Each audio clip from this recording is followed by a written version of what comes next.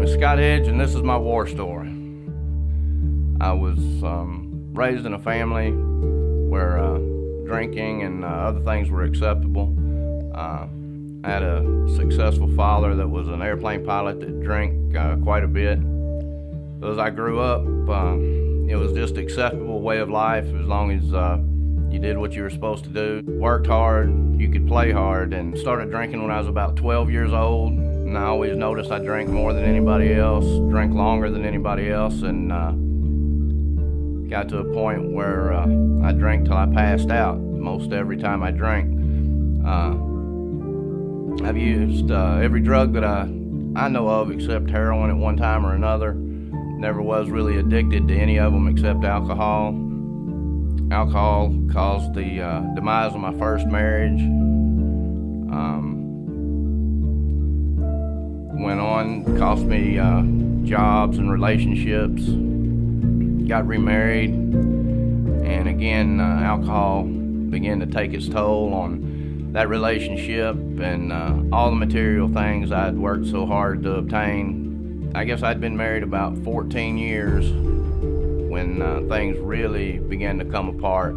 I went to a rehab in Mississippi. Ended up going twice. It was a 12-step program. It was not faith-based. You know, none of them worked really. None of them had what I needed, I guess. I would stay sober for maybe 4 or 5 months, and then I'd end up, whether it be because I was happy or sad or for one reason or another, I would drink and drug. I'd had a son by my first marriage, and I've had, now at this time I've had another boy and 2 girls by my second marriage, and I was in and out of jail approximately 22 times. My daughter had seen the police pull up multiple times in the driveway, and when she would see them, she knew Daddy was going to go to jail. Things just progressed until I was at a point where I didn't have a driver's license. I was still working, but I was drinking before, during, and after work, but still maintaining the job to pay the bills.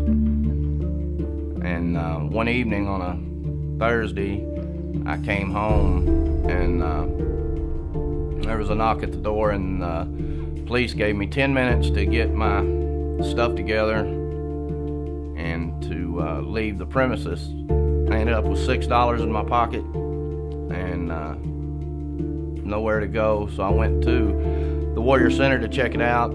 I didn't want to. I begged different people to pick me up or let me stay with them, but by this time my wife wouldn't let me come home. My mother wouldn't let me go to her house.